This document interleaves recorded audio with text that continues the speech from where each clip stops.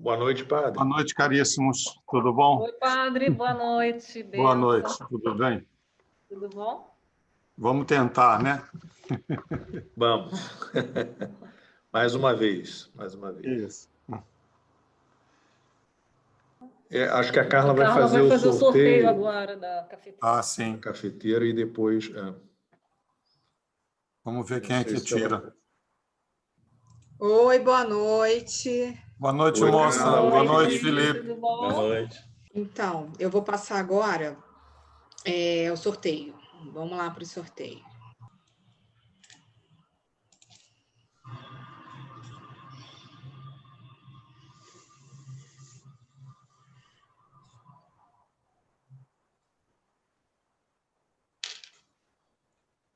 Foi a Flávia, né? Flávia Fagundes. Parabéns aí para Flávia. Muito bom, sortuda. Vai poder tomar mais Sortuda, café. Flávia. Sortuda. Tenha dúvida. Isso aí. Padre, quando o senhor quiser, podemos começar. Tá bom. Então, a gente começa rezando, né? Rezando um Pai Nosso, já que toda a nossa realidade de vida tem a ver com essa dimensão de vivermos uma experiência de família a partir da experiência de Deus que a gente vai realizando, concretizando no dia a dia. Rezemos: Pai nosso que estás nos céus, santificado seja o vosso nome, venha a nós o vosso reino, seja feita a vossa vontade, assim na terra como no céu. O pão nosso de cada dia nos dai hoje. Perdoai-nos as nossas ofensas, assim como nós perdoamos a quem nos tem ofendido, e não nos deixeis cair em tentação, mas livrai-nos do mal. Amém. Então, uma boa noite a todos que vão nos acompanhar por este meio de comunicação. Pensamos em trabalhar o conhecer a Bíblia a partir do livro que esse ano teve um destaque dentro do mês da Bíblia da realidade do Brasil. Todos os anos, a cada ano é escolhido para o ano seguinte um tema, um livro, a partir do qual a gente vai tomando contato com a realidade da vida, da fé, a partir da experiência que a determinado momento da história da fé, a comunidade ou do povo judeu ou já no mundo cristão, as comunidades foram vivendo essa experiência com Deus. E o tema escolhido pelos bispos para esse ano foi o tema do livro do Deuteronômio.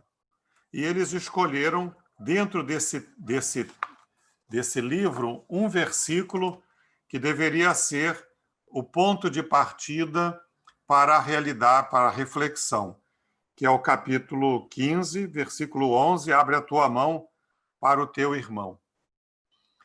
Às vezes eu fico pensando que a gente não sabe lá muito bem por quê, como dizem, como às vezes na brincadeira a gente diz, nada é por acaso, não é?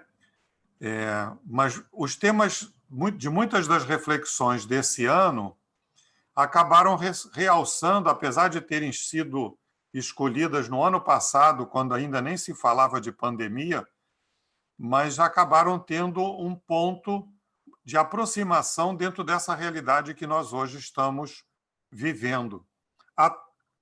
A partir, até mesmo, levando em consideração o tema que nós teríamos como proposta para o encontro do SCC, para o Encontro de Casais com Cristo. Nós tínhamos escolhido um texto, um tema que era o tema da família, da Semana da Família desse ano, que foi, não é, em agosto, e que dizia: eu e minha casa serviremos ao Senhor. E essa realidade, essa palavra de Josué, ao entrar, quase entrando na Terra Prometida, ela tem muito a ver com a realidade que o livro do Deuteronômio descreve e ressalta dentro da realidade da vida do povo judeu. Se lembrarmos que a campanha da fraternidade desse ano trazia como tema de partida a parábola do bom samaritano, com a questão do cuidar, do parar, do dar atenção. A campanha do Dia Mundial do Migrante e do Refugiado também tem a mesma perspectiva, né? O Santo Padre acabou tocando nesses mesmos assuntos do cuidado, de se envolver, do estar atento, do criar uma situação de vida que pudesse ser uma realidade de aproximação e concretização daquilo que é o jeito de Deus ser com a gente, né? E assim outros temas que eu fui me lembrando ao longo da preparação da nossa conversa. Então, a primeira coisa que é importante é perceber que esse livro é o quinto livro da Sagrada Escritura, né? Você tem livro do Gênesis, livro do Êxodo, livro dos Números, do Deuteronômio, dos Levíticos e o Deuteronômio. É o quinto livro. E a tradução dele, da tradução que a gente diz, é a segunda lei, ainda que a palavra ela apenas tinha como intenção de dizer é o livro da lei, não é?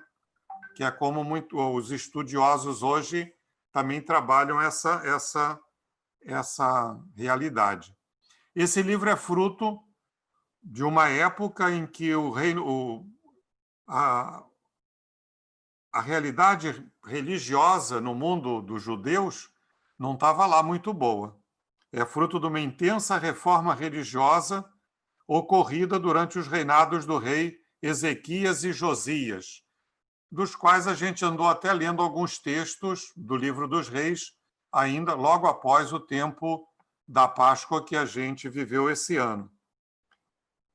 Durante o período em que essa realidade foi sendo necessitada, Josias era muito jovem, um grupo de pessoas, de regentes, assumiram o governo e retomou uma reforma que tinha sido iniciada uns 60 anos antes pelo rei Ezequias, não é? Depois ele vai levar adiante essa reforma e disso sai o livro que nós conhecemos como livro do Deuteronômio. É um período em que também aconteceu a reforma do Templo de Jerusalém. Lembro que nessa época o povo judeu estava voltando do exílio e na ida para o exílio o Templo de Jerusalém foi destruído, então era a reforma da recuperação desse Templo de Jerusalém. É provável que esse chamado livro da lei, a que se reporta os estudiosos, eles tivessem sido uma espécie de rascunho do livro que a gente hoje conhece com o nome de livro do Deuteronômio. Quando encontraram esse livro e começaram a trabalhar sobre ele, há estudiosos que encontram na Sagrada Escritura uma fala do rei Josias dizendo que é preciso consultar Javé a respeito desse livro, e aí começa todo o trabalho.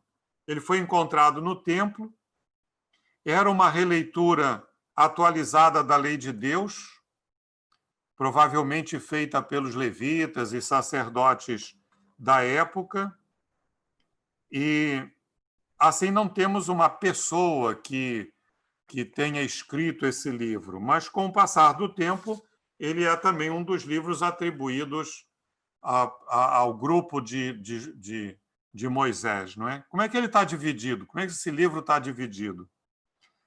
Ele é uma espécie de testamento de Moisés, ele é apresentado como o testamento de Moisés. e que Moisés teria deixado ao final da vida, no momento que morre, e que entrega a condução do povo judeu para Josué. Então, o primeiro discurso, que é do início, são praticamente 4 capítulos, os primeiros 4 capítulos, é um discurso de introdução ao livro da lei. Então, tem uma retomada de toda a realidade da vida da lei. O segundo discurso, que é um discurso longo, né? Que vai do final do capítulo 4 até a metade do capítulo 28.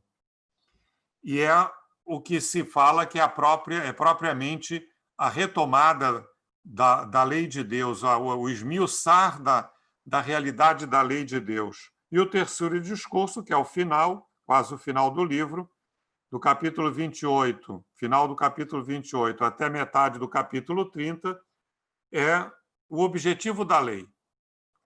Qual é o objetivo da lei? Dar condições para que as pessoas pudessem escolher a vida.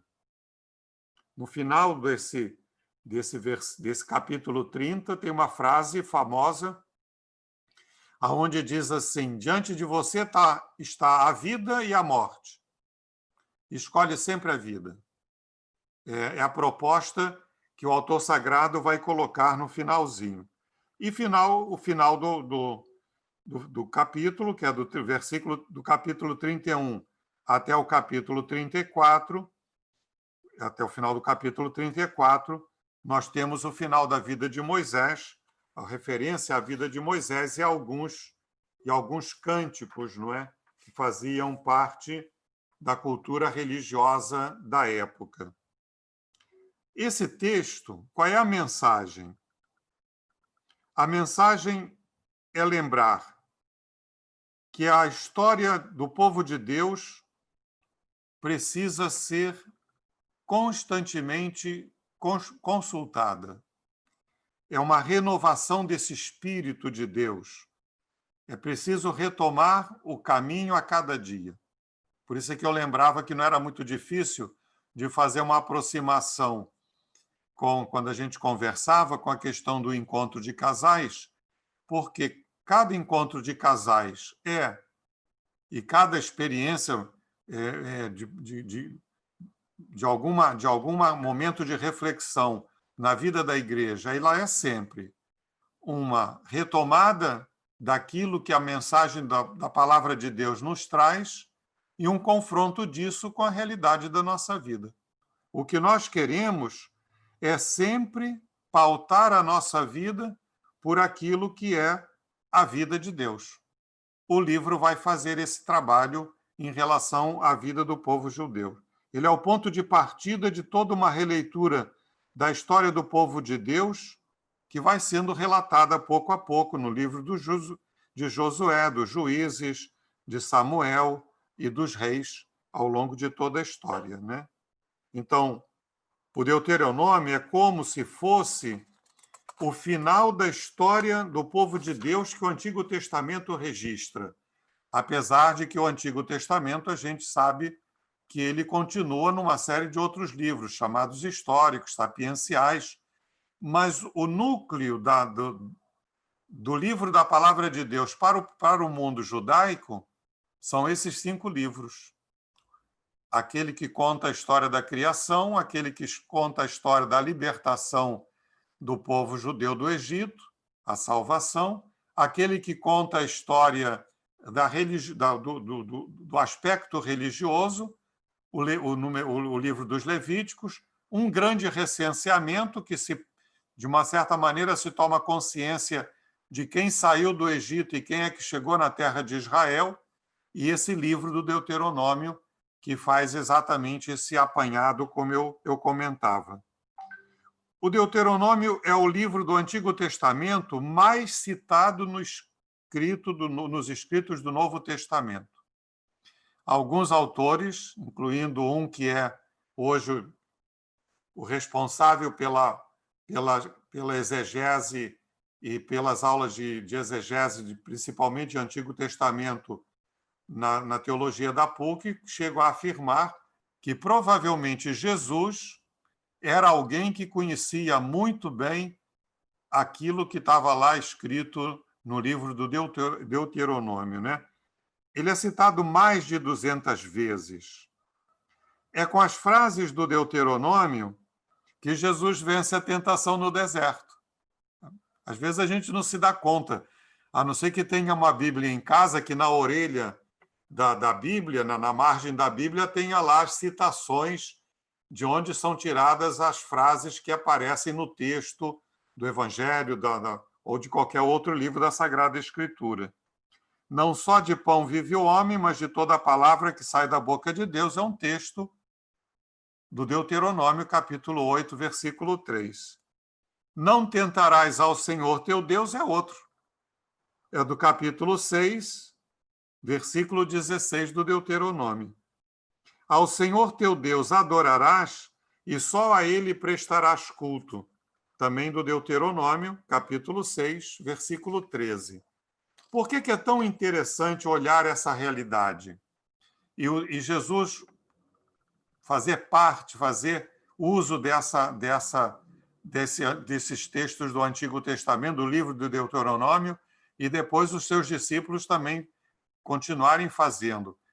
Porque os temas centrais do livro do Deuteronômio interessam a vida da gente como cristãos. Eles têm uma aproximação com a gente. Então, o objetivo da reforma era este: levar o povo a observar melhor a lei de Deus. Quando lá começou a reforma do Deuteronômio, descrita no livro do Deuteronômio, a chamada reforma do rei Josias e Ezequias é exatamente isso. Hoje tomo o céu e a terra como testemunhas contra vós. É Deus falando. Eu te propus a vida ou a morte, a bênção ou a maldição. Escolhe, pois, a vida, para que vivas tu e a tua descendência, amando ao Senhor teu Deus, obedecendo a sua voz e apegando-se a Ele, porque disto depende a tua vida e o prolongamento dos teus dias. Moisés faz nessa frase um resumo de tudo aquilo que é o livro do Deuteronômio, do que ele pretende. E para nós cristãos isso estaria, por isso é que a gente estuda esse livro, tomou esse livro como ponto de partida para o estudo da Bíblia esse ano. É necessário a gente repensar a maneira como a gente vai se relacionando com a realidade da nossa fé. Ao redor deste objetivo central, que está no final do livro, não é? Aparecem então 7 temas, como se fosse uma espécie de 7 janelas de diferentes olhares para olhar para dentro, de diferentes locais, para olhar para dentro da casa, para olhar para dentro da palavra de Deus. A primeira janela, o perfume do amor. Na verdade, nós, o povo judeu daquela época e nós hoje, somos chamados a ser a revelação do amor de Deus no meio dos povos. Quando a gente para e pensa nisso, nesse tema, de um lado a gente vê a tremenda responsabilidade que Deus nos confia. Mas, ao mesmo tempo, ele faz com que a gente perceba que a chave de leitura para olhar para a vida não pode ser outra que não seja o amor de Deus. É por isso que esse livro também retoma uma parcela daquilo que foi amadurecido ao longo do tempo da realidade de Israel, que é o primeiro mandamento. Amarás ao Senhor teu Deus com todo o teu coração, com toda a tua alma, com todo o teu esforço, não é? Por que é importante dizer isso? Porque diz o texto, né? Foi o amor de Deus que tirou o povo do Egito. Deus se afeiçoou ao povo e vos escolheu. Não é por serdes o mais numeroso de todos os povos, e sim por amor a vós. Então, é algo que de vez em quando vai na pregação da gente, né, nas missas, não é? Deus não nos ama pelos méritos da gente. Deus nos ama E por causa desse amor de Deus é que a gente tem mérito.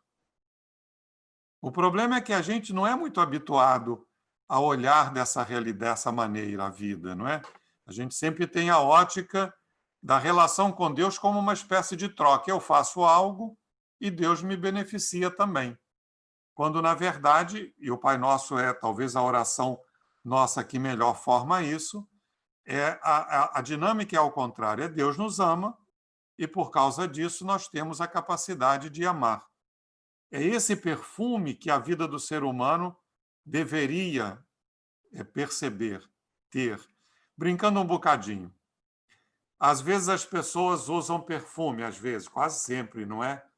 E às vezes, antes que a pessoa chegue, a gente sente, porque o perfume chega antes, não é?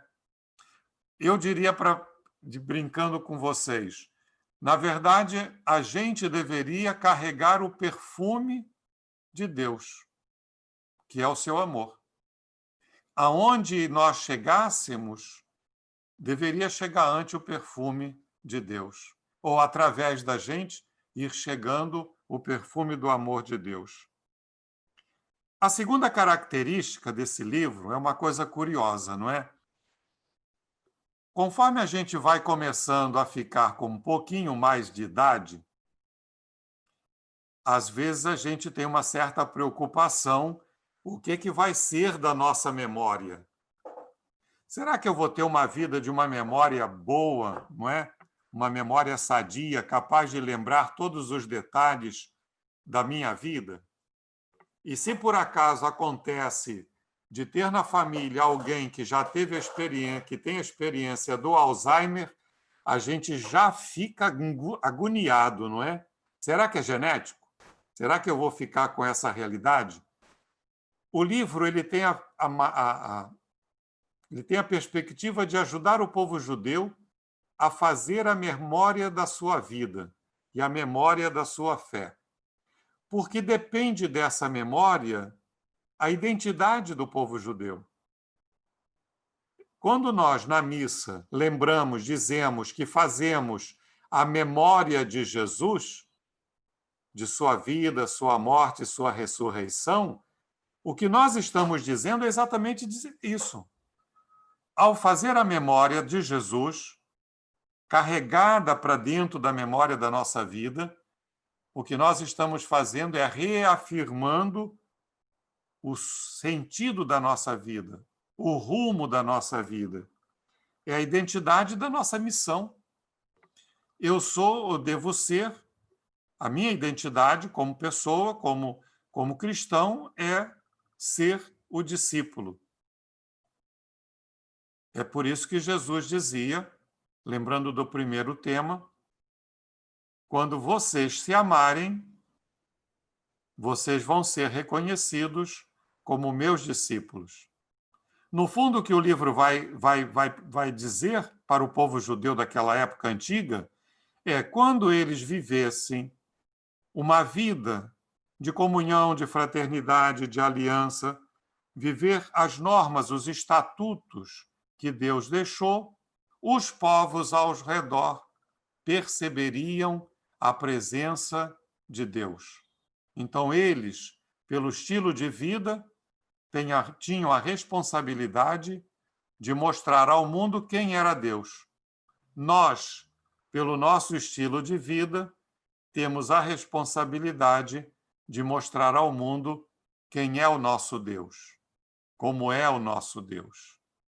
Por isso é que, por exemplo, no texto do Evangelho de Mateus, que relata a mesma passagem que foi lida hoje nas missas do Evangelho de Lucas, Jesus vai responder para Pedro quando Pedro diz, você é o Messias, você é o Filho do Deus vivo.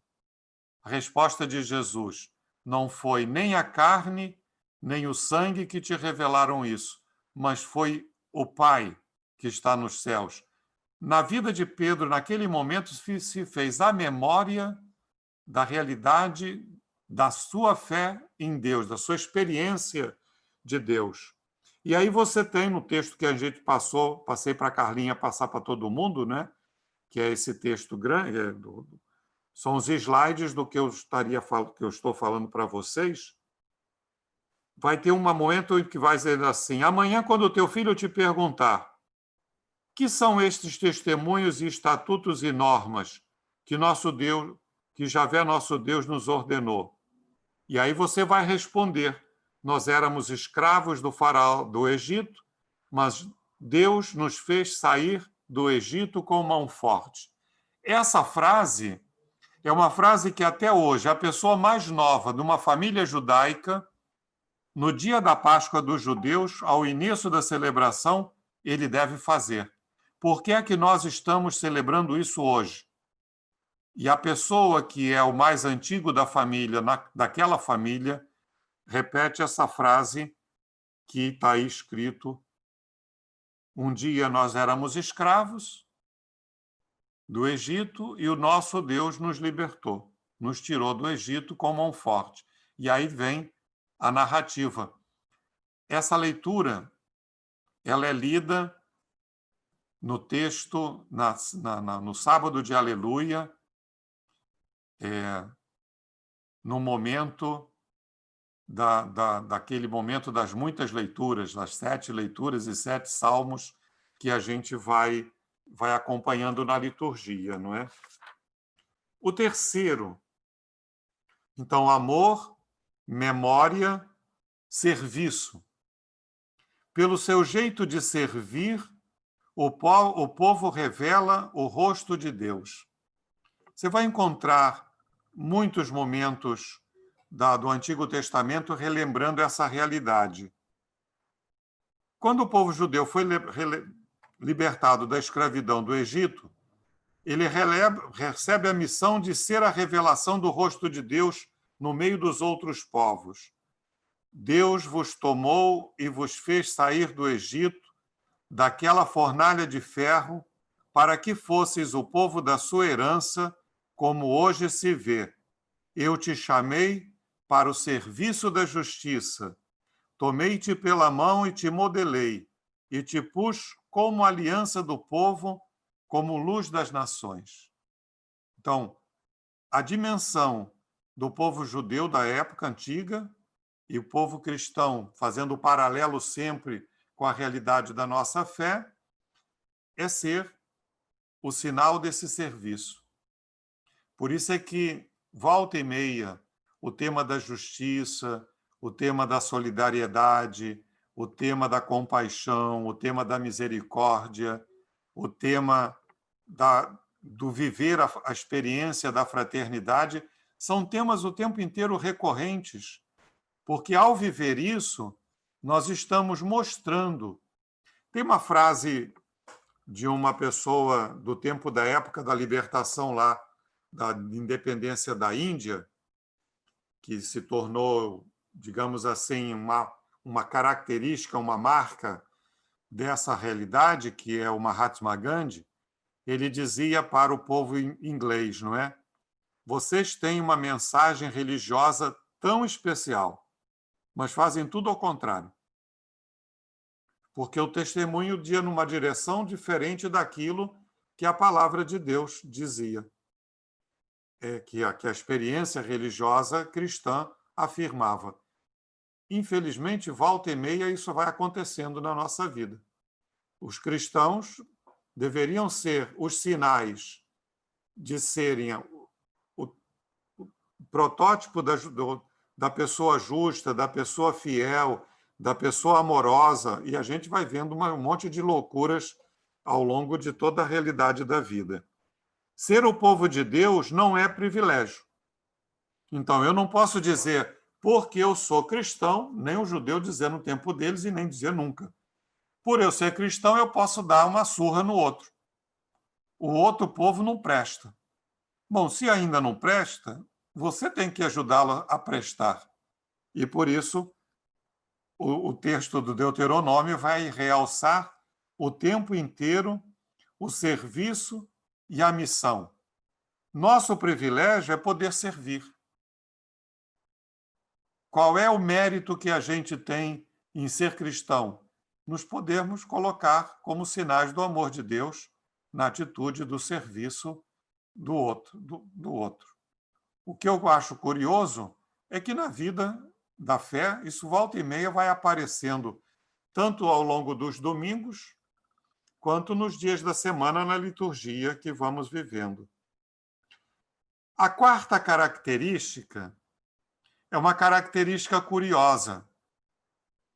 Para o povo judeu, às vezes dá a sensação de que o melhor tempo foi o tempo em que eles estavam vivendo nas tendas.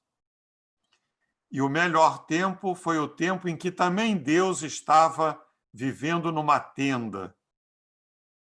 E se vocês um dia lerem o livro, o texto dos reis, que fala da vida do rei Davi, quando ele bota na cabeça que tinha que construir o templo e vai falar com o profeta da época, num primeiro momento o profeta vai falar de que ele está bem, é uma coisa boa, você pode construir, mas logo em seguida Deus chama o profeta e diz, vai lá dizer a ele que eu não quero casa, não. Eu não estou incomodado em estar numa tenda, porque a casa, na verdade, para Deus é o coração, não é? E pode ter um prédio bonito e não estar no coração das pessoas, não adiantou muita realidade. O tema do Êxodo, ele é o tema disso, o povo judeu tinha que compreender o tempo inteiro que ele é um povo permanentemente no êxodo. Ele não é um povo para se estabelecer. Não é que ele não possa ter sua terra, e não é que ele não possa ter sua moradia, mas eu digo assim, a maneira de celebrar, por exemplo, cada ano, uma das festas mais importantes do povo judeu, no contexto de Páscoa, é a festa das tendas. Se vocês olharem uma casa de judeu, mesmo que seja um apartamento, vocês vão ver que numa determinada época do ano eles montam uma cabana na varanda da casa. Porque é a característica de lembrar que aqui é uma terra de passagem. A terra, independente da maneira, do lugar, é sempre um tempo de passagem. E a gente precisaria também perceber isso. Na lembrança do Deuteronômio, por exemplo, o versículo 18 do capítulo 24. Recorda que foste escravo na terra do Egito e que Deus de lá te resgatou. E é por isso que eu te ordeno agir deste modo. De que modo? Ser uma pessoa permanente numa atitude de êxodo. O curioso é que o Papa Francisco vai pedir que a gente seja isso nos documentos mais recentes dele. Lembram que ele fala que a igreja precisa ser uma igreja em saída? Não pode ser uma igreja acomodada. Não pode ser uma igreja bem estabelecida. Eu brinco, porque é a nossa realidade. Podemos ter até uma bela igreja, mas a missão da gente é partir daqui para a igreja para a realidade que está ao redor. Seja ajudando os mais carentes, os mais necessitados, os mais angustiados, seja criando espaços e preocupações com a vida, com as pessoas. Quando a gente se ocupa com a realidade, por exemplo, e prepara as cestas de Natal, que esse ano, por conta de toda a realidade, vai ser diferente, depois a gente conversa sobre isso, ou quando a gente pensa no serviço às missionárias, às irmãs da caridade, né, lá da irmã de Calcutá, toda essa dimensão, no fundo, é uma experiência que deveria ser o conjunto da vida da gente, não é? Era o hoje deles. Quer dizer, o hoje deles não era o estabelecimento, o hoje deles era o ter uma vida. E o curioso é que, mesmo depois, quando eles chegam na Terra Prometida, eram 12 tribos. 10 tribos recebem terra. E 12 vão se manter com a ajuda dos outros. A tribo dos levitas e a tribo sacerdotal não podia ter terra, podia ter bem, porque era a dimensão de mostrar ao povo a dimensão dessa atitude de saída, dessa atitude de êxodo, dessa atitude meio desprotegida, não é? De uma certa maneira, na realidade da igreja também deveria ser assim. Quer dizer, por isso é que, normalmente, os padres são convidados a viver uma experiência de vida mais precária. O voto de pobreza e outros votos de obediência e castidade tem a ver um pouco com essa realidade, com essa dimensão, né? Hoje proclamo, dizia o livro, proclama o quê? Hoje eu te ensino, hoje eu te ordeno. Esse hoje era a maneira do povo de Deus dizer ao povo judeu: você tem que viver a tua experiência cada dia. Vejam como era difícil. Qual era a característica mais comum durante o período do Êxodo? Na verdade, o querer uma realidade mais estável. Ficar no deserto? Nem me imaginar. Quando o povo judeu vai para o exílio, eu diria assim, o melhor que podia ter acontecido era o exílio. Porque era uma maneira de fazer o povo perder novamente a segurança, não a segurança em Deus, mas a segurança mais humana, e começar a viver uma vida de acomodação. Eu acho que, na realidade nossa, provavelmente vocês vão encontrar muitas pessoas vivendo também com essa mesma experiência. Podem ter até uma realidade econômica positiva, mas não fazem disso uma segurança. Porque de uma hora para outra pode acontecer. A quinta característica é uma vida de comunidade.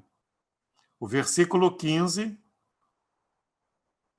o capítulo 15, versículo 4, de onde sai o tema desse mês da Bíblia desse ano, é: entre vocês não deverá haver nenhum pobre.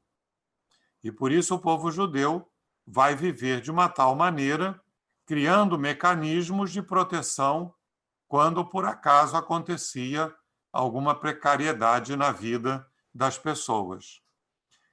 Uma das leis mais curiosas, eu não sei se em alguma época isso chegou a ser vivido no povo de judeu, mas no tempo moderno é quase impossível, não é?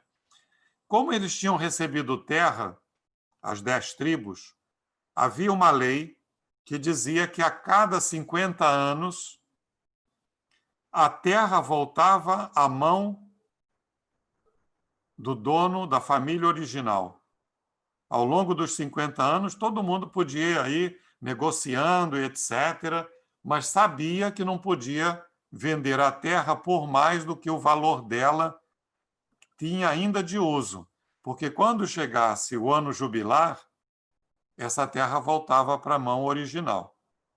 Isso era uma maneira, não é, de trabalhar a dimensão da partilha, da vida comunitária, do cuidado com o outro.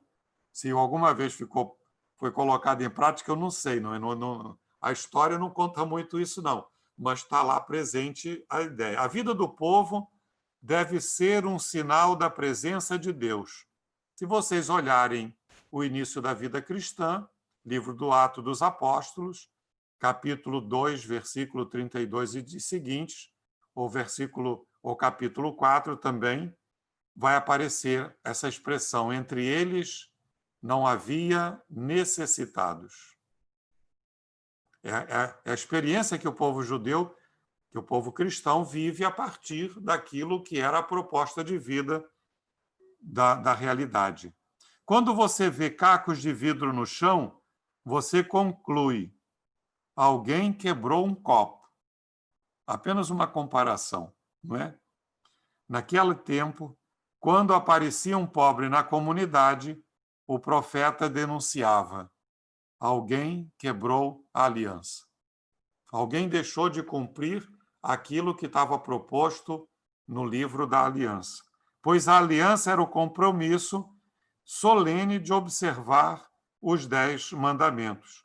Quando houver um pobre em teu meio, que seja um só dos teus irmãos, numa só das tuas cidades, na terra de Deus, do Senhor teu Deus, que o Senhor teu Deus te dará, não endurecerás o teu coração, nem fecharás a mão para este teu pobre, irmão pobre.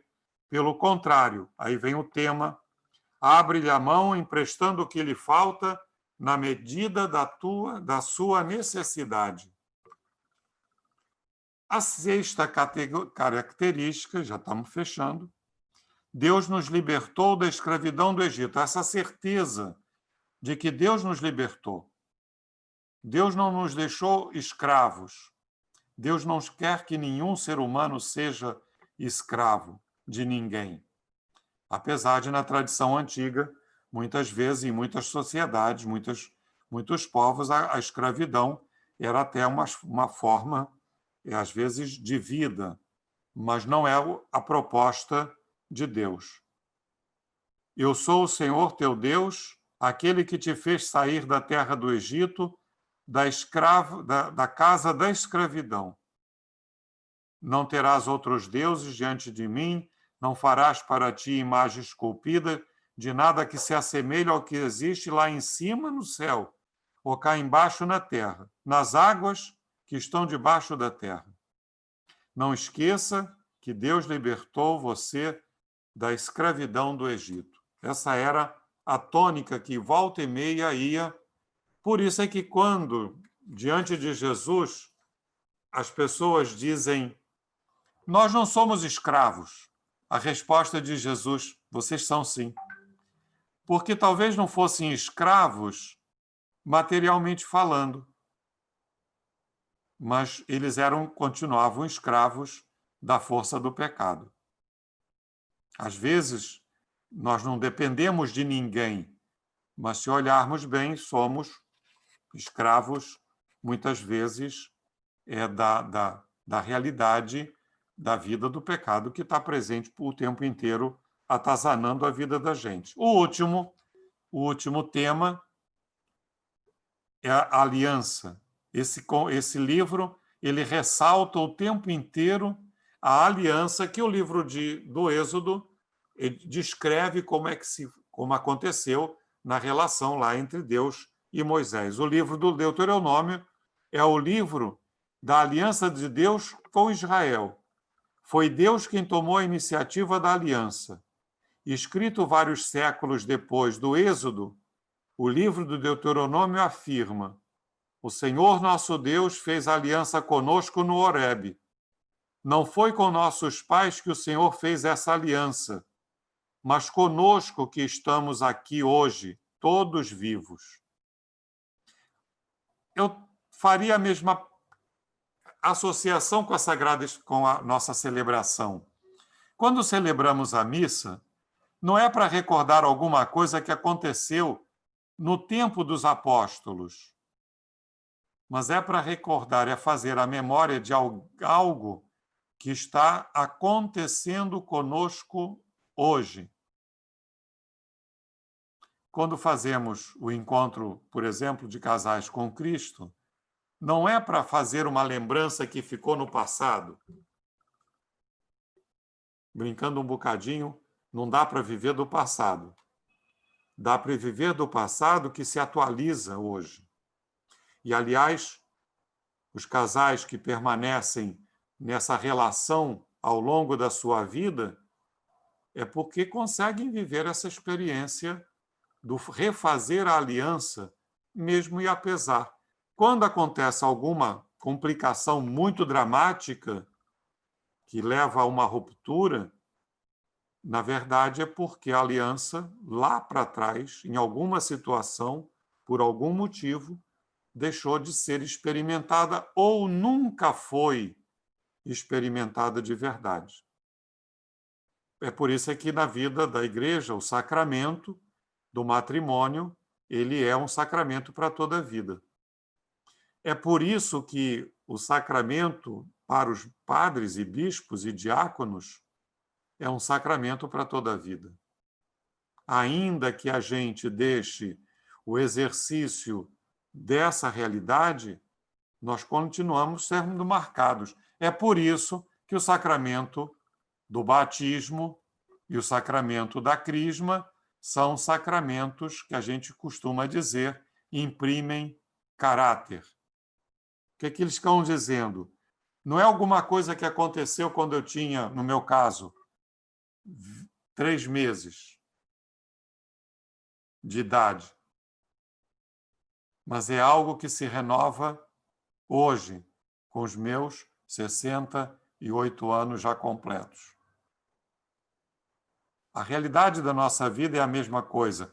Quer dizer, em cada momento das nossas celebrações, da Eucaristia, dos outros sacramentos, o que nós estamos fazendo é uma renovação de uma aliança que está presente no hoje da minha vida, não no passado da minha vida.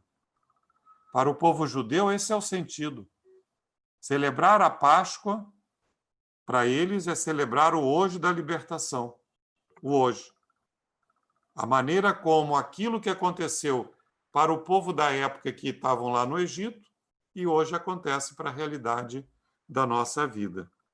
Isso significa que após mais de 60 anos, 600 anos, que é mais ou menos o período entre o que aconteceu no Egito e depois a escritura do livro, o Êxodo continuava sendo o hoje deles. Apesar de 2000 anos, a ressurreição de Jesus continua sendo o nosso hoje. Ele não ressuscitou lá atrás. Ele ressuscita hoje. Aquilo que que aconteceu lá, se renova hoje. Por isso é que quando vocês vão à missa no período da Páscoa, sábado de Aleluia, principalmente o primeiro domingo de Páscoa, os textos lembram essa realidade. Nós hoje somos recriados na luz da ressurreição, que continua. Brincando um pouquinho com vocês, não é? Vocês lembram, pelo que a gente estudava, mesmo que tenhamos estudado isso, lembrado disso apenas quando vimos alguma coisa de ciência no antigo ginásio científico, a gente lembra que a luz que a gente está vendo hoje das estrelas não é a luz de muitas vezes de hoje, é de alguns milhares de anos no passado, né? Pois é. Mas a gente está vendo a estrela. Brincando um bocadinho, olhando para cada um de nós hoje, nós deveríamos ver a luz da ressurreição que se deu historicamente há 2000 anos atrás. O povo judeu deveria ver a luz do Êxodo que aconteceu há 5.000 e uns quebrados atrás do Êxodo. É viver a experiência de um momento que é um momento específico, especial para a vida da gente. A primeira leitura de hoje dizia: há um tempo para cada coisa, né? E ontem ele dizia: tudo é vaidade, não é? O que não é vaidade e o que não é momentâneo? O tempo de Deus, o jeito de ser de Deus. Isso é a característica desse livro que nós temos.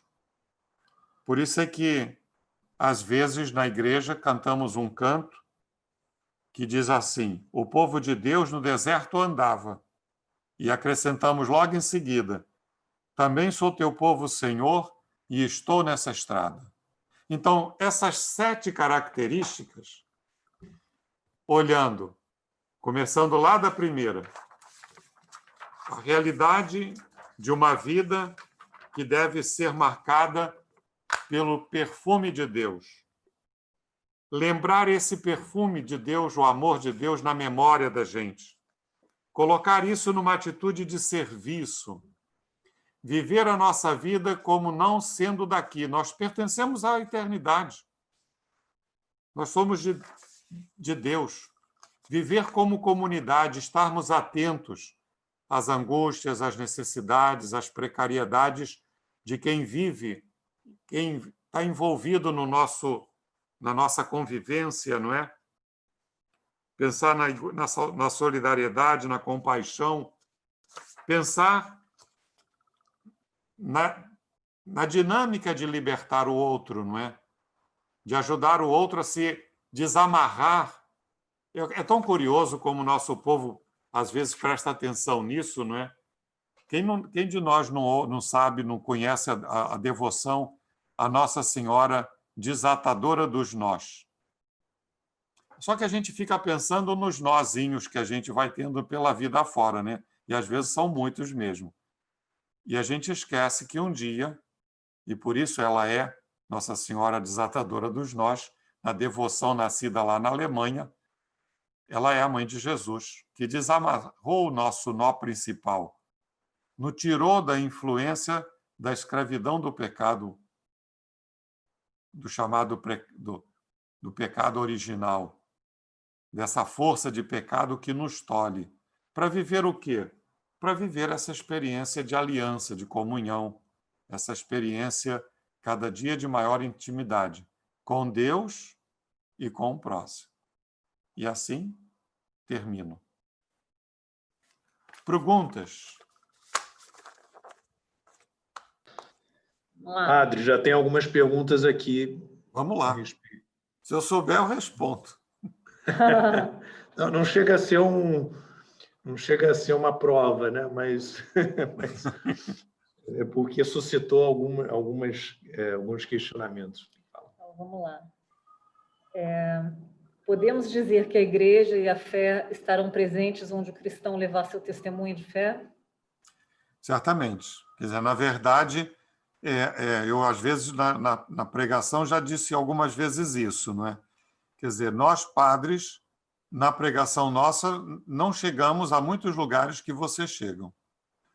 Olhando aqui a realidade de você, pensando só na vida profissional, muitas vezes a realidade da fé ela não chega em alguns lugares se não for pelo testemunho de vida. Às vezes existe até um processo de rejeição com relação à realidade de falar de Deus e etc., né? É só a gente lembrar como de vez em quando a turma diz, não pode ter o crucifixo num tribunal, nisso, naquilo, assim, assado, né? Tá bom. Mas o testemunho daqueles que são cristãos lá dentro deveriam ser o perfume de Deus atuando naquela realidade. Há uma outra pergunta aqui, padre. Na nossa paróquia da Santa Margarida Maria, o que os leigos fazem que mais se aproxima da realidade das características do livro do Deuteronômio? Então, Sim, quando a gente... As pastorais, quantas pastorais, assim, enfim. De uma certa maneira, todas as pastorais acabam transitando um pouco por essa preocupação do livro do Deuteronômio. Sejam aquelas que têm a característica da formação, não é? Encontro de noivos, encontro de catequista, as catequeses, da preparação de criança, dos pais para o batismo, etc. Porque, ao renovar, ao relembrar a memória da fé, o que você está tentando ajudar a fazer é compreender esses elementos desses 7 pontos que a gente resumia o livro do Deuteronômio. Agora, se a gente parar para pensar na dimensão, diria assim, mais social da vida, tudo que você faz que tem a ver com a realidade da solidariedade, certamente está nessa preocupação. Quer dizer, tanto pelo lado da doutrina, né, da explicitação da doutrina, da vivência da doutrina. Por exemplo, se a gente parar para pensar os pequenos grupos que se formam ou para a leitura da Bíblia ou a partir de uma temática, como é o caso dos grupos do encontro de casais, das equipes de Nossa Senhora, o pessoal que se reúne para fazer círculo bíblico. Ao fazer a memória, você está fazendo exatamente aquilo que o livro do Deuteronômio descrevia e ajudava as pessoas a se concretizarem. Por exemplo, eu acho que não tem nenhum de nós, devem ser muito poucos, os paroquianos, assim, mais paroquianos, que não têm alguma dimensão de solidariedade. Eu conheço um monte de gente que, além do que faz na igreja nossa, ainda tem uma entidade que ajuda, que tem um trabalho com crianças, com adolescentes, com jovens, com idosos, com doentes e etc. Não é? Então, acho que o viver a dimensão do livro do Deuteronômio, a gente, por todos os aspectos, a gente tem como desenvolver e trabalhar e fazer evoluir, isso sim. Mas a gente já tem essa presença animadora na vida da gente, não é? Senão a gente não teria a igreja. Pode ter certeza disso. Outra aqui, padre. O que, na sua opinião, afasta as pessoas de perseverarem na fé? Lembra daquela parábola que Jesus conta do parábola do semeador? Uhum. A semente cai em 4 tipos, acho que são 4 tipos de terreno.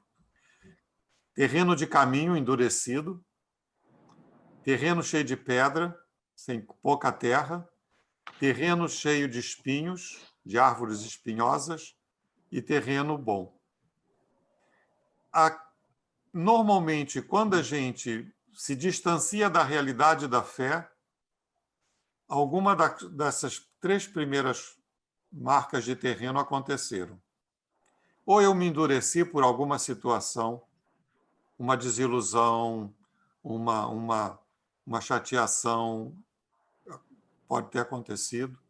Ou eu acabei me tornando uma pessoa que me motivo com muita facilidade pela palavra de Deus, mas eu não deixo que ela tenha raízes profundas, porque tenho muitas coisas. Quando Jesus explica a parábola, ele fala as preocupações da vida, dos bens, das coisas podem atrapalhar. Ou quando a gente vive uma experiência onde a palavra de Deus brota, a gente até se encanta com ela, mas aí depois o peso das coisas do dia a dia vão fazendo com que a gente se distancie novamente. Não é fácil. Talvez pelo fato da gente, muitos poucos de nós, tenhamos tido alguma experiência de jardinagem ou de agricultura, de jardinagem até talvez, mas de agricultura certamente não, a gente não sabe o que é trabalhar a terra, a dureza que é trabalhar a terra. Não é fácil. Durante o período meu de ouvindo meus pais contando o tempo deles em Portugal e depois tendo algumas experiências de agricultura enquanto fazia férias no seminário, na fazenda do seminário, lá em Itaipava, e a gente ia ajudar os colonos que trabalhavam lá com a parte de horta e plantações de campo, dos campos lá, de milho e outras coisas lá, por conta do gado e também por conta da alimentação. A gente via como não era fácil fazer o terreno permitir que a semente vingasse. E, às vezes, na vida da gente é um pouco isso. Nós hoje somos pessoas que temos tempo para tudo, mas esquecemos, às vezes, de ter tempo para Deus. E eu digo tempo para Deus não significa um tempo muito longo, não. É ter um pouco de tempo, perceber. Hoje eu escutava uma pessoa dizendo para mim: eu deixei Deus de lado. Eu ainda me considero uma pessoa de fé, mas deixei Deus de lado. Deixou Deus de lado por quê? Porque eu deixei de dar testemunho da minha fé para as pessoas. Eu não vou à missa, eu não vou à igreja, eu não rezo em casa. Então eu ainda me sinto como uma pessoa de fé, mas eu não tenho a prática dessa realidade. Às vezes isso acontece muito mais do que a gente possa imaginar. Evidente, né? Quer dizer, aí vem a história. Nós estamos num mundo muito diferente do tempo antigo. E, às vezes, os rituais da gente são ainda a moda antiga. Então, evidentemente, diante de uma realidade que quer que a gente seja muito dinâmico, às vezes a gente não consegue conviver com uma experiência de celebrações, de um estilo de vida de igreja que às vezes parece que é muito quadradinha. Então, como fazer? Mas eu digo assim, são as coisas, a vida. Eu acho que... E por isso é que, por exemplo, eu digo, mais do que a vida da igreja enquanto igreja paroquial, é a igreja doméstica que hoje deveria estar sendo muito mais fortalecida. A igreja dos pequenos grupos. A igreja que são 10 pessoas, 5 pessoas, 20, 15 pessoas no máximo, porque aí já é multidão. Mas que se reúne, conversa sobre a palavra de Deus e a gente vai tentando se aproximar. É o jeito. É uma maneira. Nesse ponto, padre, eu acho que o encontro de casais com Cristo SCC ele faz bem esse papel, né? Porque com a formação dos círculos, com a continuidade das atividades, especialmente até a preparação para o encontro a cada ano, também as equipes, enfim, com todo esse dinamismo, isso permite que seja sempre, pelo menos todo mês, né, na reunião do círculo, pelo menos, bem como as reuniões das equipes, né, na preparação do encontro, que se renove exatamente esses aspectos ligados à ideia, não só propriamente da igreja doméstica, né, mas desse grupo que está sempre se reunindo e pensando a palavra de Deus, pensando exatamente como deve melhorar para poder, enfim, atender. Na verdade, quando o padre Pastore pensava o encontro de casais com Cristo, eu diria assim, ele pensava em fazer do encontro uma grande dinâmica de renovação, quer dizer, dar uma saculejada, botar no liquidificador as pessoas para se mexerem, para serem novamente acordadas, né? Eu diria, brincando, levar para o deserto, que nem Jesus, que nem o Deus fez com o povo judeu. Estava acomodado lá no Egito, estava bom, tinha batata, tinha cebola, tinha carne, estava ótimo. Estava escravo, mas estava bom. Tinha o que comer. Então vai para o deserto, tá bom. Então é um pouco isso. E depois a experiência que na prática da nossa paróquia, não me lembro de outros lugares que levem muito isso adiante, mas na prática da nossa paróquia, é a característica dos grupos que permanecem, dos círculos que permanecem. Essa é uma característica de muitos grupos. A equipe de Nossas Senhoras, a Aliança de Casais, vários grupos eles têm essa mesma dinâmica. E alguns movimentos também. Por exemplo, um movimento muito antigo chamado Legião de Maria, que parece ter caído no descrédito na vida de muita gente. É um grupo que tinha como finalidade, cada grupinho da Legião de Maria devia ter, no máximo, 15 pessoas. Quando ultrapassava as 15, dividia o grupo. Hoje, você tem na Igreja Católica e também nas igrejas evangélicas uma coisa chamada igreja em célula. Você cria um grupo, esse grupo cresce, divide, e por essa partenogênese, né, de cada grupo, você vai começando a criar uma série de outras células da igreja. Essa é a característica da vida cristã. O terrível da igreja, da vida cristã, culminou quando a gente se amontoa numa grande igreja. A beleza são os pequenos grupos. Por exemplo, a experiência que eu e outros colegas fizemos na Rocinha, nós chegamos a ter, eu cheguei a ter, enquanto eu estava lá, mais de 1.600 crianças no catecismo, com 50... Num determinado ano, tivemos 62 turmas de catequese com 30 crianças cada turma. Quando é que a gente atingiu esse patamar? Quando a gente conseguiu fazer com que a igreja da Rocinha fosse o somatório de 8 capelas, mais a matriz, 9, e de 62 grupos de círculo bíblico. Porque as unidades elas foram a catequese chegava mais distante. Então, eu digo assim, a experiência de viver em pequenos grupos fortalece a dinâmica desse anonimato que a gente tem. Eu conheço as pessoas, mas conheço o nome de poucas. Daquelas com quem a gente tem mais convivência, a gente lembra. Mas eu queria poder chegar todo domingo e, conforme a pessoa vem, e dizer o nome da pessoa e dizer o corpo de Cristo, fulano, o corpo de Cristo, fulano. Mas eu sei que não vou conseguir, né? A memória já está... Não tenho mais memória, eu já estou uma vaga lembrança, não é? Até lembrar os 1.600, as 1.600 crianças lá da Rocinha. Pois é, já não é. Nunca consegui lembrar. Lembrava daqueles que ficavam depois na perseverança, né? Outra aqui, Mas... padre. Quais as diferenças no livro do Deuteronômio, na Torá, que levam o povo judeu a agir de forma tão diferente do povo católico?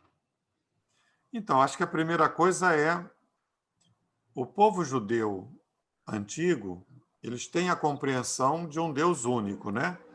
Um Deus que eu chamo de monobloco. Na verdade,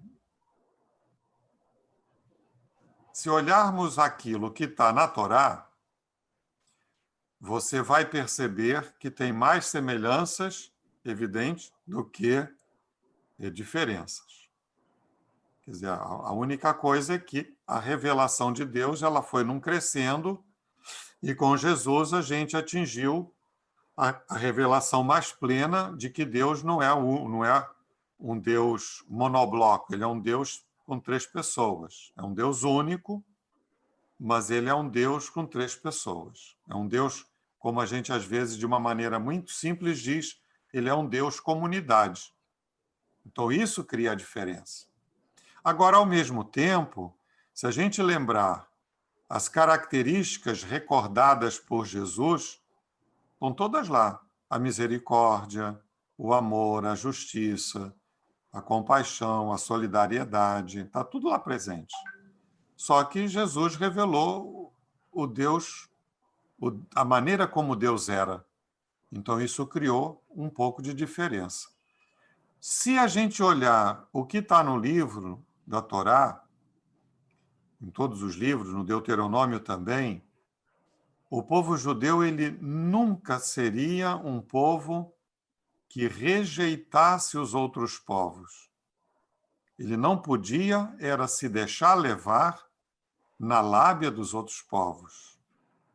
Ele não podia assimilar a sua realidade de fé. Eles tinham a consciência de que a sua fé era uma fé revelada. Deus se aproximou e revelou. Mas isso não fazia deles o dominante para os outros povos. Tanto que, por exemplo, tem povos que vão se convertendo ao judaísmo de todo canto. Você tem o norte da África, que num determinado momento todo ele era voltado para o mundo judaico, não é? O problema é quando o povo judeu esquece disso.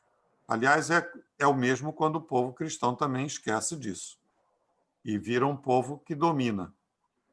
E aí o testemunho que deveria dar, não dá. Aí a turma rejeita. Quase sempre vai acontecer isso na história da fé. A originalidade, é por isso que Deus muitas vezes fala que o povo judeu é um resto. É uma merreca de gente, não importa ser muito numeroso, importa é o testemunho que ele dá. E a vida da igreja, por exemplo, quando há 30 anos, tem mais de 30 anos, 1969, né? Quase 50 anos atrás, o Papa, então apenas professor de teologia, numa cidadezinha da Alemanha, ele fazia uma palestra, dava uma aula, e ele dizia que o futuro da igreja era ser muito pequena, ele olhava um pouco essa realidade. Por quê? Porque ela não consegue mais se replicar, porque às vezes o testemunho é muito contraditório.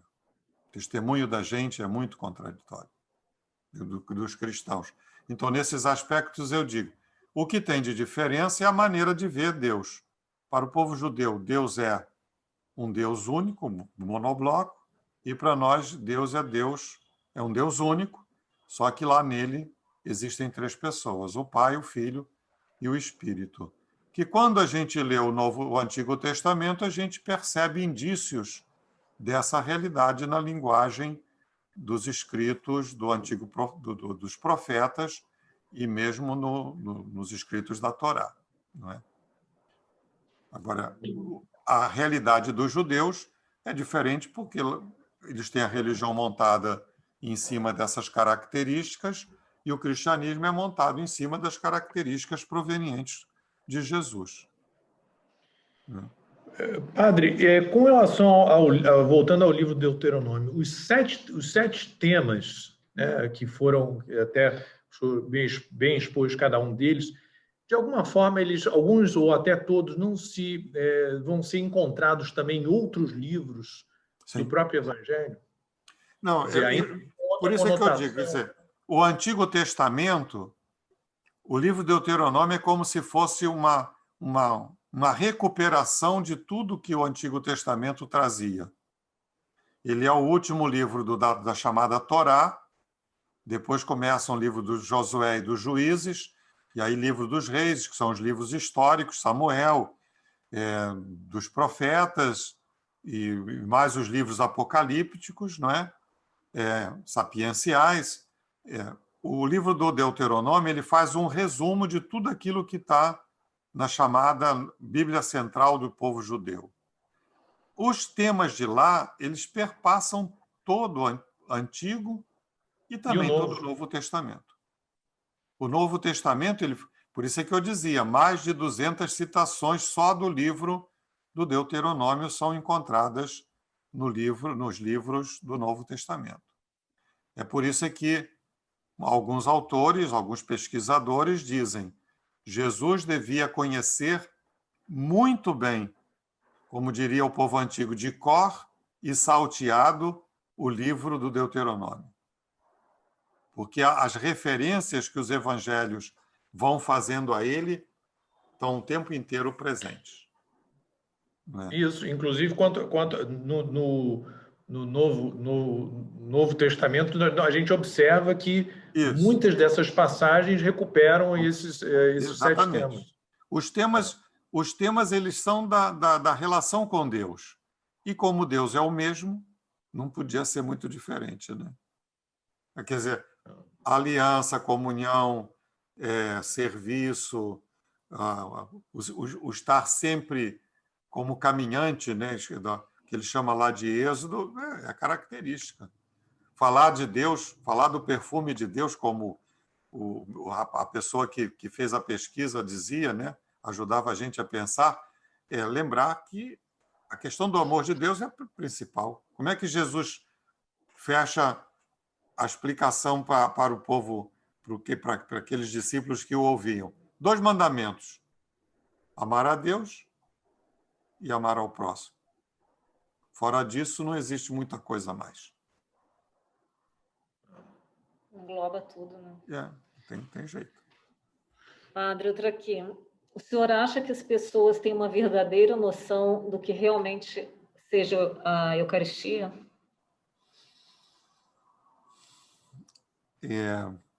A respiração foi funda, né? Eu digo assim, eu acho que, na verdade, muita gente tem noção do que é a Eucaristia, não porque conhece teoricamente a Eucaristia, mas pelo fato de que percebe intimamente o que é a Eucaristia. Agora, é evidente que, às vezes, por uma deficiência de catequese, não é? Isso não é uma deficiência de hoje, é do tempo inteiro. Às vezes, a gente não consegue perceber o que é que a gente está celebrando. já começa pelo fato de que antigamente a gente dizia vamos assistir à missa. Como a gente assiste uma peça de teatro ou uma peça de um filme no cinema. E o que a gente, na verdade, faz é celebrar a Eucaristia, independente da função. Eu brincava, no tempo meu de professor de liturgia na Santa Úrsula, eu dizia para os alunos, na celebração da missa, você tem múltiplos atores, e cada um com múltiplas funções. Desde a pessoa que celebra, que preside, até a pessoa que está no banco. Quem está no banco não está assistindo. Na verdade, ele é membro de uma assembleia. A palavra igreja significa assembleia. Então, a igreja é a assembleia reunida daqueles que são filhos de Deus, que se reconhecem como filhos de Deus. Então, a Eucaristia é um momento todo especial. Por quê? Na comparação com o que é o próprio do mundo judaico. Cada sábado em que o povo judeu se reúne para celebrar o Shabat, eles estão, na verdade, relembrando, fazendo hoje aquilo que foi o Êxodo.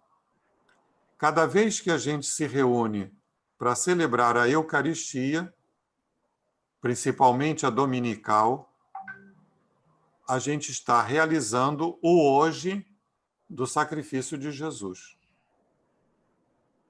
De novo, de uma forma diferente, mas é, de novo, Jesus se dando a nós, no pão e no vinho, da mesma maneira como ele se deu na cruz. Então, se eu consigo perceber pelo menos um pouquinho disso, eu certamente já vou fazer da missa uma outra realidade. Agora, a gente pode, às vezes, confundir, né? Por exemplo, eu vou celebrar a missa por muitas causas, não é? Porque eu tenho algo para agradecer. Tá bom. Eu vou celebrar porque eu tenho algo a pedir. Talvez a gente reze mais porque tem algo a pedir, até porque tem algo a agradecer. Eu vou rezar porque por exemplo, hoje eu celebrava a Eucaristia por uma pessoa que faleceu. E muita gente que estava na missa foi lá por causa do defunto, né? Então fazia parte da minha missão ajudá-los a perceber que eles não estão ali só para rezar pelo defunto. Eles estavam ali para se colocar numa perspectiva de viver uma experiência de amor a partir de Deus, não é? Se a gente consegue ou não, às vezes consegue, outras vezes nem sempre. Mas eu digo assim, a Eucaristia ela tem que ser... Por isso é que, por exemplo, nos documentos que falam da Eucaristia, sempre se lembra uma coisa que o Concílio Vaticano II lembrava há 60 anos atrás, quase. A Eucaristia é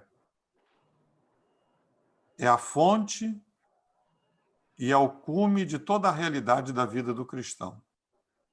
Toda a vida do cristão depende da Eucaristia, nasce da Eucaristia e se dirige para a Eucaristia. Talvez uma coisa que, na realidade, vai ficando ruim é porque, com o passar do tempo, nós esquecemos que o domingo é o início da semana. É o primeiro dia da semana. A missa acontece no primeiro dia da semana. É uma espécie de dizer... É o ponto de partida da tua vida semanal, da tua missão, do teu trabalho, da tua vivência. E a missão, quer dizer, eu digo assim, se a gente conseguisse passar da obrigatoriedade para perceber que a missa ele é um encontro de amor entre nós e nosso Deus, talvez tivesse toda a diferença. Houve um santo que nós celebrávamos no dia 21 de agosto, sei lá, acho que foi, chamado São Pio X. Ele foi a pessoa que, na sua visão pastoral, ele percebeu a necessidade de se ter missa sempre. Então, ela sai da missa dominical para a missa semanal, da comunhão dominical para a comunhão diária. Eu digo, às vezes, quando a gente começa a banalizar demais as coisas, a gente perde o valor das coisas. É tão frequente, perde o valor. Então, eu digo, por exemplo, eu vou à missa de manhã, de tarde e de noite. Se tiver 10 missas no domingo, eu vou 10 missas no domingo. Você está perdendo a beleza. Está perdendo o sabor. É para você saborear uma. Bem. O resto você pode assistir pela televisão, só como ponto de informação, como um momento de te ajudar a rezar, mas perceber uma missa. Eu digo sempre, como única. Mas a gente, quer dizer, eu acho que a igreja tenta viver isso, mas nem sempre a gente consegue, não é? Faz parte da história da gente. Outra aqui, padre. A família precisa ser uma verdadeira igreja doméstica. Como podemos levar esta proposta às famílias de nossa paróquia? Eu acho que a primeira coisa que tem que fazer é levar o testemunho. Quer dizer, se cada pessoa, cada paroquiano que se convence disso, ele vai tentar viver a experiência com a sua família como uma igreja doméstica, isso acaba se tornando eu diria assim, por osmose, né? Por proximidade. Vocês vivem essa experiência. E aí vocês, ao falarem da vida de vocês vão falar dessa experiência. E, de repente, a experiência de vida de vocês, o testemunho de vida de vocês é tão precioso que vai dizer ao outro, puxa, deve ter uma coisa muito especial mesmo nesse negócio, né? Vale a pena a gente tentar. Agora, eu já disse isso outras vezes, né? Quer dizer, a melhor maneira de começar uma realidade de experiência doméstica é viver a experiência da igreja dos pequenos grupos, não é? Começa a se reunir 2, 3, 4, 5 pessoas uma vez por semana, ou a cada 15 dias, ou no período que for melhor, e se reúne, reza junto, celebra sem a presença necessária sem ser uma missa, celebra. Faz um momento celebrativo da vida, e isso vai. Eu me lembro, por exemplo, de uma senhora, ela fazia isso com a maior boa vontade, ela já faleceu, Dona Marília, e ela tinha sempre o hábito de montar um alto de Natal, vocês vão recordar quem era, o alto de Natal. E ela relembrava que todo ano ela reunia a família dela para celebrar o Natal. E ela dizia, antes de comer, a gente vive a experiência de celebrar o nascimento do menino Jesus. Pode ser que a família dela nem lembre disso mais, no sentido de realizar. Mas eu sei que aquilo caía a fundo, quando não pôde ser feito, porque ela já estava muito precariazinha, né, com muita dificuldade, a família tentou fazer. Porque era algo que chamava a atenção, né? Então, eu acho que a gente pode viver essa experiência falando entre nós, não é? O padre também pode reforçar essa realidade, não é? Mas eu digo assim, o testemunho dos leigos de vocês, ela tem um papel de força muito importante. Padre, acho que já estamos. Acho que mais uma só. Já estamos quase caminhando aí pelo. Já tem mais pergunta, padre. Mas tem pelo menos umas 15 aqui, mas eu vou pedindo para eu poder fazer essa aqui. Tá bom. Nós encontramos no SCC os ensinamentos do livro do Deuteronômio?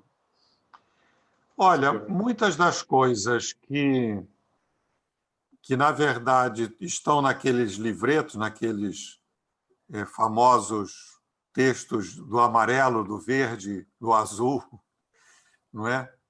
Muita coisa vem de lá, sim.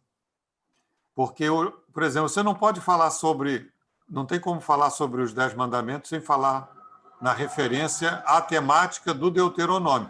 Pode não citar, mas a temática está lá. Você não tem como falar de uma certa maneira da realidade da vida dos profetas, dos temas dos profetas, sem levar em consideração a realidade do tema do Deuteronômio. É evidente que, às vezes, é mais fácil pegar um texto de um outro profeta, ou de um outro livro, mas a temática está. Enquanto esses pontos que eu falava estão lá o tempo inteiro. Vida de comunidade, vida de aliança, vida de serviço, vida de comunhão, vida de amor. Está lá, não tem jeito. Os temários trazem bem, em vários momentos, esses aspectos, né? E, além disso, o próprio encontro de casais para os encontristas, né? Também. Na realidade, assim, os encontreiros têm que agir com essas características também. Exatamente. Então, e servir, né? Eu sou o Guilherme da Patrícia, né? A Patrícia do Guilherme, enfim. Então, a gente está aqui para exatamente servir a vocês, enfim. Padre, a bênção final, então. O senhor tem mais alguma coisa a falar antes disso? Não, vai sair no dia 4, só um anúncio. Saiu um documento agora recente, que tem como nome O Bom Samaritano, que é um texto da Sagrada Congregação para a Doutrina da Fé. Saiu essa semana agora, passada. E o Papa Francisco vai lançar uma nova encíclica no dia 3 ou 4 de outubro agora. E o tema eu acho que é interessante. Aí valeria a pena avaliar se a gente não poderia fazer o próximo encontro de outubro a partir desse tema. Aí fica legal. Depois para vocês pensarem. Então, o Senhor esteja convosco. Ele está no meio de nós. Abençoe-vos Deus Todo-Poderoso, Pai, Filho e Espírito Santo. Amém. Que a bênção de Deus possa vos acompanhar, iluminar, fortalecer e que vocês sejam a extensão desse amor de Deus na vivência de cada dia, na própria família e na vida dos ambientes de trabalho e ambientes sociais, e, evidentemente, nos vários grupos de pastoral. Fiquem todos com Deus. Obrigada, Padre. Obrigada, Padre. Obrigado, Padre, por essa palestra. E vamos agradecer aqui ao nosso casal dirigente, coordenador, Dani e Cláudio, né? Carla e Felipe, que estão aí sempre me ajudando. Suporte. Jorge, Alexandre, né? Enfim, todos os outros casais do 57 e todos os coordenadores das equipes, né? Que estão nos prestigiando aqui a palestra do Padre, né? Boa noite a todos. Boa noite. Boa noite. Boa noite. Tchau.